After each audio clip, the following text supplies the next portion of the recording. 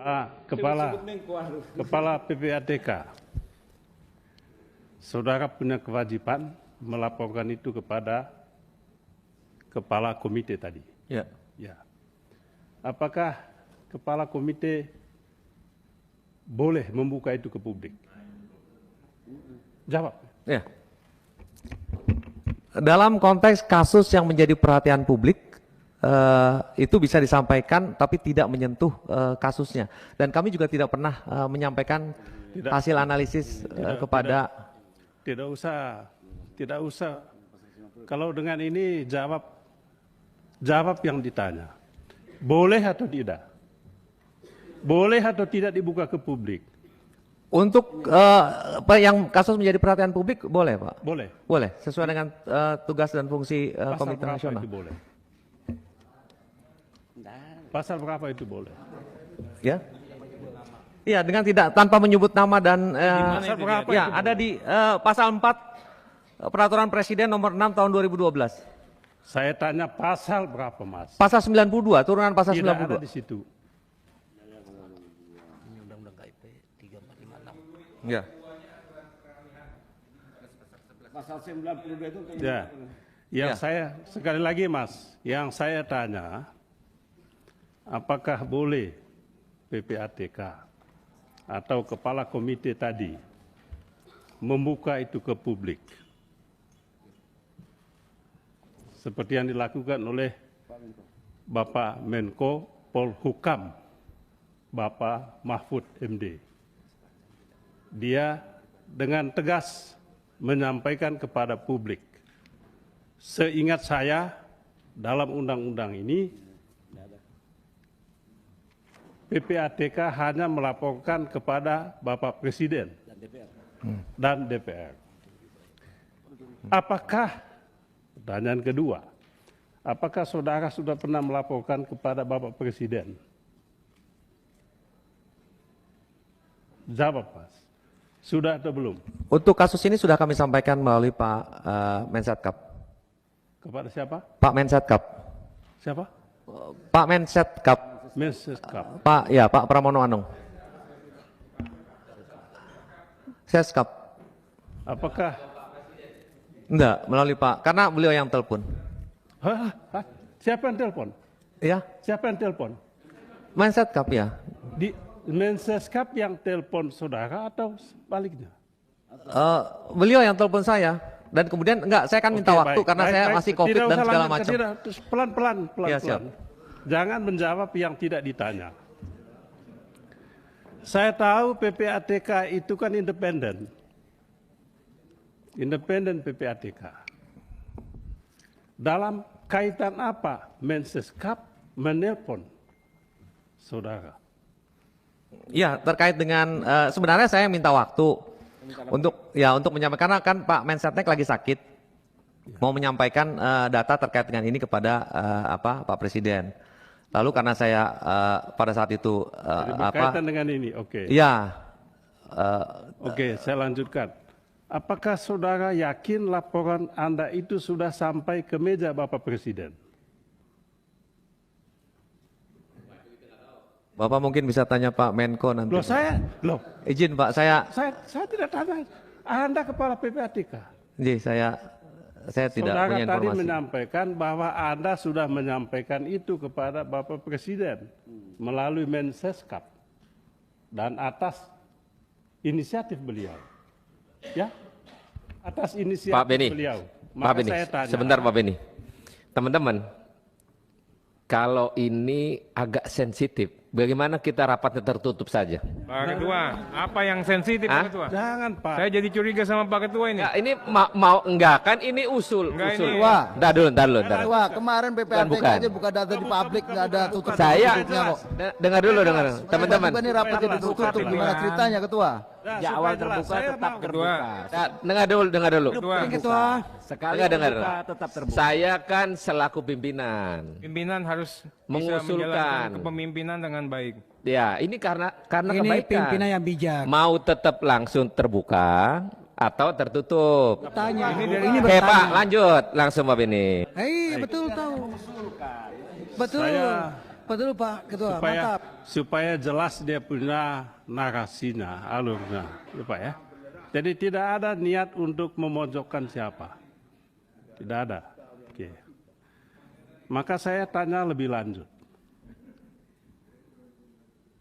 Setelah tadi dilaporkan kepada Bapak Presiden dan saudara belum tahu apakah laporan Anda sudah ada di meja Bapak Presiden, maka apakah saudara pernah diminta oleh Menko Polhukam dalam jabatannya supaya Anda melaporkan kasus yang terjadi di Kemenkeu itu? Pernahkah? Dalam konteks RAT pertama. Bukan. Dalam kasus yang rame di Kemenkeu ini loh. Iya, rangkaiannya itu mohon izin Bapak. Dalam kerangka di awalnya itu terkait dengan RAT. Beliau minta klarifikasi apakah kita sudah pernah mengirimkan hasil analisis atau belum. Karena ada isu mengenai LHKPN yang tinggi, yang besar itu. Lalu saya sampaikan sudah pernah ada. Lalu bergulir lagi ke isu lainnya, yang isu flexing-flexing lainnya. Lalu saya sampaikan sudah pernah ada lagi. Kita tidak pernah menyampaikan dokumen hasil analisisnya. Lalu beliau minta list secara agregat, secara umum. Oke, pertanyaan saya tolong betul-betul dijawab apa yang saya tanya. Jangan kemana-mana, nanti bingung kami ini. Kami banyak tugas. Jadi kalau ditanya, jawabannya kemana-mana kita bingung. Lihat aja Pak Suding tadi. Saya ganggu sedikit langsung ini. Jadi saya tanya, apakah Menko Polhukam dalam jabatannya itu meminta Anda untuk secara khusus menyerahkan kasus dana quote and quote ilegal di Kemenkeu itu, yang ribut ini loh? Ya, meminta konfirmasi terkait dengan list agregat semua. Oke. Jawaban saudara? Apa jawaban saudara ketika dia tanya? Kami membuatkan agregatnya Bapak. Dan menyampaikan kepada beliau. Menyampaikan kepada beliau. Lalu Sebagai sekretaris Komite Nasional. Lalu beliau mengumumkan itu kepada publik. Anda tahu? Saya dengar di media. Anda tahu? Saya tahu. Tahu. Apakah itu boleh? Sepanjang tidak menyebutkan nama. Apa itu boleh atau tidak? Menurut saya boleh. Boleh. Iya. Jadi boleh itu diumumkan kepada publik. Iya. Oke. Makanya saya tanya lebih lanjut. Kalau Anda mengatakan itu boleh, tolong tunjukkan kepada saya pasal berapa dalam undang-undang ini. Coba tunjukkan. Iya. Sebab kalau tidak, Bapak Ibu yang saya banggakan dan saya hormati, Saudara Menko Polhukam dan Anda juga sebetulnya punya niat politik yang tidak sehat. Ya, mau memojokkan Kemenkeu atau sejumlah tokoh di Kemenkeu. Itu yang saudara lakukan. Itu yang saudara lakukan. Coba tunjukkan ke saya. Pasal mana? Yang menjadi referensi kami adalah Peraturan Presiden Nomor 6 Tahun 2012. Nah, pasal mana? Ini turunan dari Pasal 92 ayat 2. Pasal 92 itu hanya mengatur dalam masalah komite. Saya minta izin Direktur Hukum saya menjawab, berkenan Bapak. coba. Direktur Hukum. Boleh tanya 7 pasal dulu. Ya. Itu aturannya beda. Pimpinan. Jadi di setiap negara itu memang dalam konteks Yang saya tanya simpel aja Pak, tunjukkan pasalnya itu. Bukan dasarnya apa? Jadi di pasal 92 itu mengamanatkan pembentukan komite dengan perpres. Pak, saya ini kan gini, Pak, mohon maaf. Ini mohon maaf, politisi ini bukan anak bawang ini Pak, bukan taman kanak-kanak. Pasal 92 ayat 2 yang Anda sebutkan itu saya bacakan. Ya. Saya bacakan. Pembentukan Komite Koordinasi Nasional Pencegahan dan Pemberantasan Tindak Pidana Pencucian Uang diatur dengan peraturan Presiden. Ya. Betul. Ya, ini peraturan Presidennya. Ya. Saya baca dari awal sampai selesai. Tidak ada satu pasal pun ataupun penjelasannya yang dengan tegas menyebutkan Kepala PPATK, Kepala Komite, apalagi Menko Polhukam, boleh membuka data-data seperti itu kepada publik sesuka-sukanya, selain punya motivasi politik. Itu yang Anda lakukan. Itu aja Pak Ketua. Benar apa tidak? Tanya dulu benar apa tidak? Ya, maka betul tidak itu motivasi politik. Allah sama sekali tidak ada. Nggak usah sumpah sebut-sebut Tuhan di sini. Tidak ada sama sekali. Lalu maksudnya apa? Saya menjalankan fungsi saya sebagai sekretaris Komite Nasional. Oh, saudara tidak ikut membuka itu ke publik? Saya enggak. Oh, hanya kepala komite? Hanya Pak Menko Polhukam. Bapak Oh, bisa dan konfirmasi. Anda tahu, pastikan bahwa itu tidak sesuai dengan aturan. Tahu? Saya, Ya tahu toh? ya. Oh, tahu. Ya itu Pak Ketua. Tadi saya minta saudara kepala komite Menko Polhukam dihadirkan di tempat ini dalam waktu sesingkat-singkatnya. Saudara, apa dasarnya melapor ke ketua? Loh, saya ketua, jadi dia boleh lapor, boleh saya minta. Loh, kamu kan ke Pak Harto, ke Pak Presiden, kenapa lapor ketua? Ya memang kenapa saya ketua diangkat oleh Presiden, ada SK-nya. Terus untuk apa ada ketua, ada komite? Kalau tidak lapor, kalau saya tidak boleh tahu, itu satu, ya. Itu bisa dihukum 10 tahun. Beranikah saudara bilang begitu kepada Kepala BIN, Pak Budi Gunawan? Pak Budi Gunawan tuh anak buah langsung presiden. Anak buah langsung presiden dia. Bertanggung jawab presiden. Bukan anak buahnya Menko Polhukam. Tapi setiap minggu laporan kayak ini resmi. Info intelijen kepada Menko Polhukam. Coba saudara bilang ke Pak Budi Gunawan. Pak Budi Gunawan, menurut Undang-Undang BIN bisa diancam 10 tahun penjara. Berani enggak? Menurut pasal 44. Kan persis yang saudara baca kepada saya. Bahwa kalau menyampaikan ke Menko Polhukam 10 tahun lepas BIN nyampaikan, bukan ke Presiden, tapi ke saya nih. Ini bulan Maret ada nih. Kok terus enggak boleh gimana? Apa gunanya ada? Dan ini penting saudara. Karena apa? Ya, karena saya bekerja berdasar info intelijen. Misalnya ada kayak gini, saya tidak bocorkan di sana, tapi tahu besok akan ada demo di sana. Kekuatannya sekian orang, korlapnya ini, kekuatan polisi yang diperlukan segini, sehingga saya tidak perlu rapat tuh kecil. Oh ini serius. Itu info intelijen, masa saya tidak boleh ngomongkan gitu?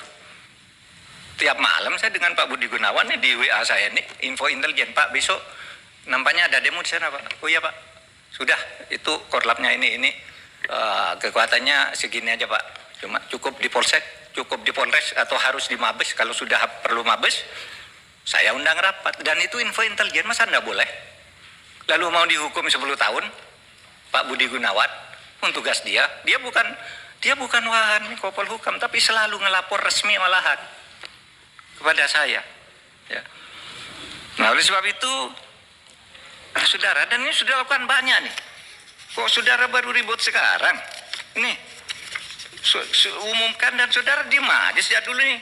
Kita yang mengumumkan kasus Indosuria. Yang sampai sekarang bebas di pengadilan kita tangkap lagi.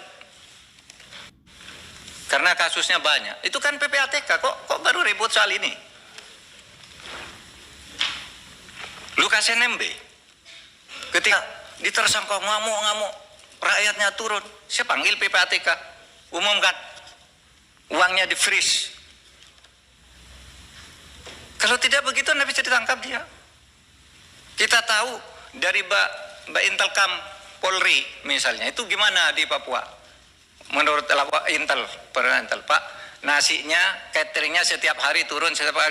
Itu sudah tidak ada kekuatannya. Itu kan intel, masa tidak boleh? Nah, oleh sebab itu, saudara, jangan gertak-gertak. Saya bisa gertak juga, saudara. Bisa dihukum menghalang-halangi penyidikan penegakan hukum. Iya. Dan ini sudah ada yang dihukum 7 tahun setengah. Namanya Fredrik Yunandi. Ya kerja-kerja kayak saudara itu. Orang mau mengungkap, dihantam. Mengungkap, dihantam. Ingat kan? Itu. Saya bisa. Saudara menghalang-halangi penegakan hukum. Itu Fredrik Yunandi. Masih ada itu. Saya sama saudara kan kerjanya dengan Fredrik Yunandi. Melindungi Setia Novanto kan? Nggak boleh dia ini, lalu laporkan orang, sembarang orang dilaporin sama dia. Ya, kita bilang ke KPK itu menghalang-halangi penyidikan. Menghalang-halangi penegakan hukum. Tangkap. Jadi jangan main ancam-ancam begitu, kita nih sama. Pimpinan komisi, Bapak Ibu anggota komisi, yang sangat saya hormati Pak Mahfud, Ketua Komite, sekaligus Menko Polhukam. Saya senang sekali Pak Mahfud, apa yang tadi disampaikan, saya mengikutinya dengan cermat. Saya dengan Pak Mahfud ini kurang lebih 5 tahun sama-sama di komisi ini juga. Saya tahu beliau, Pak Trimedia Panjaitan juga. Saya tahu siapa beliau, tapi pada masa itu, setelah itu saya tidak lagi mengetahuinya lebih baik.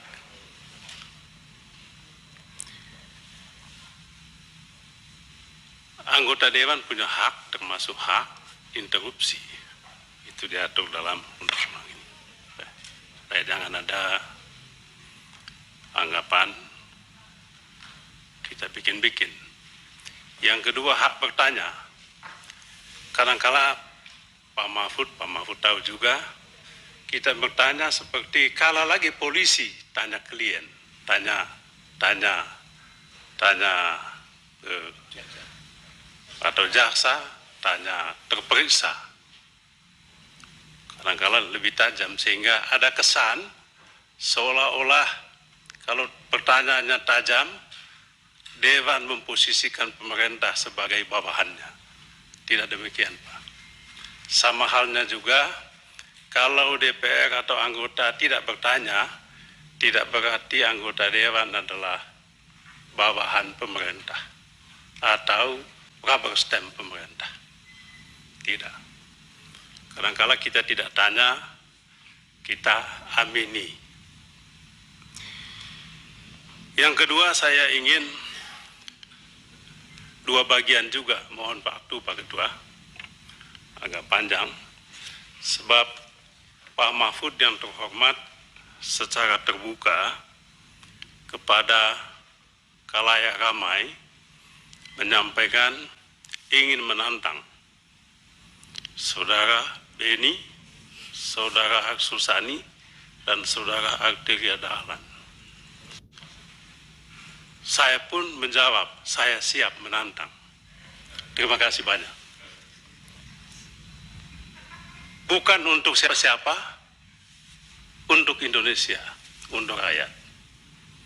Jadi tidak ada prasangka, tidak ada masalah personal, saya dengan Pak Mahfud ataupun Pak Mahfud dengan saya. Saya menantang supaya Pak Mahfud buka. Supaya buka sejelas-jelasnya. Apa yang Bapak sampaikan itu tidak menjadi pertanyaan atau spekulasi atau analisa di publik. Spekulasi itu sangat jelek. Saya termasuk yang punya prasangka jelek atas apa yang disampaikan oleh Pak Mahfud. Sehingga secara terbuka saya mengatakan, apabila Pak Mahfud tidak menjelaskan ini secara lengkap, maka saya menengarai Pak Mahfud punya motif politik. Sekali lagi, apabila tidak ada penjelasan terbuka soal ini, jadi bukan judgement yang sifatnya final, hipotetik, apa yang saya sampaikan. Apalagi setelah Ibu Sri Mulyani menyampaikan juga secara terbuka bantahan atas apa yang Pak Mahfud sampaikan. Maka rakyat bingung, jangankan publik bingung. Kami yang anggota Dewan ini, apalagi oposisi Pak Mahfud, bingung juga. Malah saya tanya-tanya, oh senang juga kita Pak Mahfud ini, ada kawan baru juga. Apakah Pak Mahfud sudah menjadi bagian dari oposisi pemerintahan? Soeharto jatuh karena ada anggota kabinetnya yang melakukan perlawanan dari dalam. Ya, maka saya waktu itu Pak Mahfud, luar biasa Pak Mahfud. Saya mendukung, tapi ini kan prasangka saya. Betul atau tidak saya tidak tahu ini. Tapi kalau saya mengenal Pak Mahfud, saatnya sudah tiba. Ya, mungkin saatnya sudah tiba. Istilahnya itu, ibu sudah hamil tua. Bukan saya itu yang ngomong revolusi, bukan saya. Maksud saya, ketidakjelasan ini membuat kami semua punya spekulasi, punya prasangka macam-macam. Ini yang kami sesalkan sebetulnya. Jadi bukan soal Pak Mahfud ini, Pak Mahfud mesti jelaskan dong, kenapa Pak Mahfud? Ini yang saya mau jelaskan kepada Pak Ivan waktu itu ya. Saya tanya, Pak Menko Polhukam itu adalah ketua komite. Tugasnya jelas, saya baca Bapak. Saya baca itu. Zaman Pak SBY dulu. Susilo Bambang Yudhoyono presiden membuat ini. Saya baca, tugasnya itu melakukan koordinasi. Anggotanya juga jelas. Menkeu anggota. Kalau ada masalah dengan yang berkaitan dengan Menkeu, apa salahnya yang terhormat Pak Menko, Ketua Komite, panggil yang bersangkutan. Ada temuan ini di lingkungan Kemenkeu. Tolong pertanggungjawabkan dan selesaikan. Itu dalam logika saya sebagai anggota dewan yang menjalankan fungsi pengawasan. Mengapa tidak itu dilakukan? Itu pertanyaan saya sama Pak Ivan. Maka kalau ini tidak ada penjelasan, maka dugaan saya tadi bahwa Pak Mahfud punya motif politik tidak terbantahkan. Itu satu. Yang kedua Pak Mahfud, Bapak kan pejabat publik, wajib menyampaikan informasi publik. Sesuai dengan Undang-Undang KIP, apa yang dimaksudkan informasi publik itu jelas didefinisikan. Dan itu disampaikan oleh pejabat publik kepada publik. Pejabat publik tidak boleh menyampaikan kepada publik isu yang tidak jelas asal-usulnya. Atau masalah yang belum ada pembahasan, belum ada pembicaraan, belum ada penyelesaian. Jadi yang disampaikan kepada publik itu adalah informasi publik yang sudah digodok dan sudah matang. Itu Undang-Undang KIP. Bapak kan bukan pengamat politik. Saya bertanya, Pak Mahfud ini pengamat politik seperti belum menjadi Menko Polhukam dulu, atau apa? Macam-macam pikiran saya Pak Mahfud. Pikiran saya, jadi muncul tadi macam-macam ini, membuat saya punya penilaian terhadap Pak Mahfud, interpretasi terhadap apa yang beliau lakukan. Macam-macam sudah, jangan-jangan. Sampai ada yang mengatakan, oh jangan-jangan Pak BKH, Pak Mahfud ini mau jadikan ini panggung untuk calon wakil presiden atau calon presiden. Bagi saya itu pun biasa. Kalau toh itu saya bilang itu hak beliau dan beliau pantas untuk itu. Tapi itu dulu kan dulu, saya ngomong yang dulu. Iya kan Pak? Seperti Pak Mahfud bilang anggota dewan tadi kan? Ya, dulu. Itu kan dulu. Ya, ini juga dulu. Saya masih ingat Pak Mahfud sudah siapkan baju putih kan? Dulu. Saya mohon maaf, Pak. Ya dulu lah.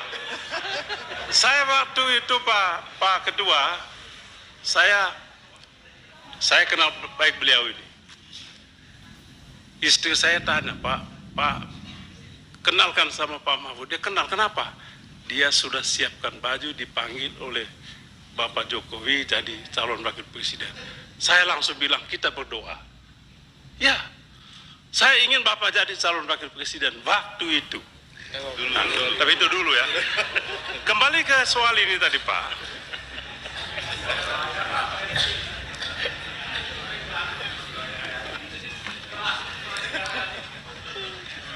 Kembali ke soal ini tadi, ya, yang Bapak sampaikan ini, informasi publik ini. Ibu Sri Mulyani menjelaskan kepada Komisi 11. Jauh berbeda dengan apa yang tadi Bapak sampaikan. Jadi ini yang membuat kami mohon maaf saja, mana yang harus kami percaya. Ibu Sri Mulyani juga bukan orang sembarangan. Bapak juga begitu. Sama-sama pembantu presiden. Hanya beda, Bapak adalah pembantu utama. Sri Mulyani bukan pembantu biasa. Bapak ketua komite, beliau adalah anggota komite. Tentang ini macam-macam juga Pak. Yang tadi saya katakan, jangan-jangan memang ada motif politik ingin menyingkirkan Sri Mulyani. Ya, kenapa? Ya ini mohon maaf saja, kenapa? Sebab ada isu kan Pak, Sri Mulyani Menkeu menolak rencana beli minyak Rusia masuk Indonesia.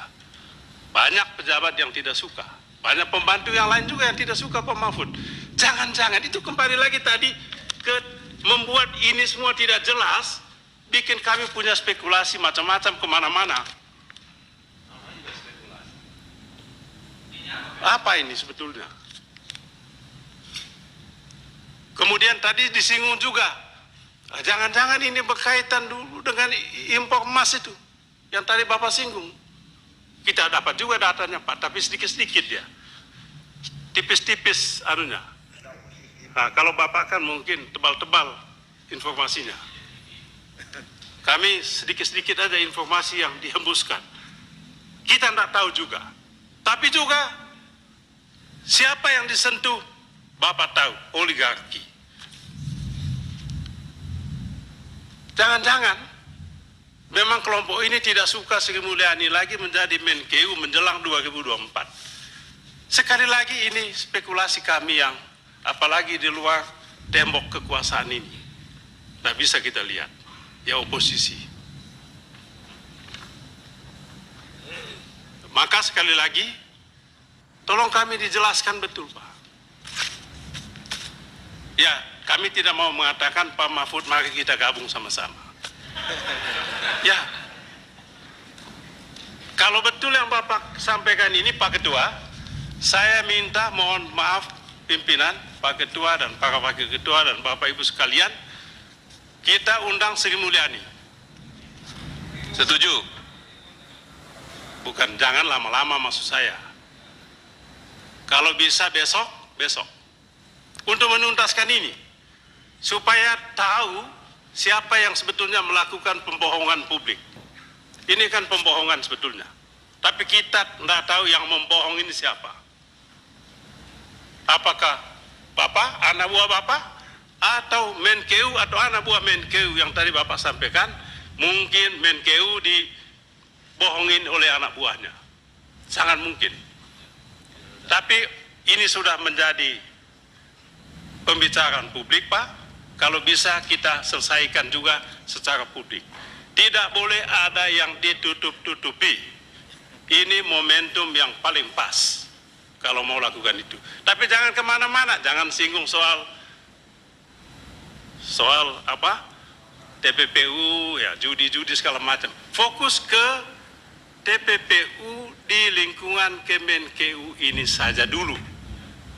Sebab ini sentrum keuangan Republik kita ini.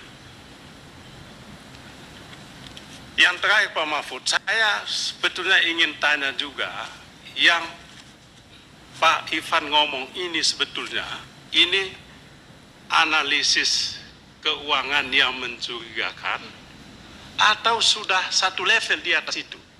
Uang ini adalah hasil tindak pidana pencucian uang. Ini kan dua hal yang sangat berbeda, Bapak tahulah itu. Kan gitu dia. Kalau yang diumumkan oleh Pak Mahfud adalah 349 di lingkungan Kemenkeu, bea cukai dan pajak. Tidak ada tempat lain di situ. Kalau tadi Bapak katakan belum tentu korupsi, ya, kira lupakanlah itu. Tapi TPPU di sana kalau itu terjadi luar biasa, Bapak.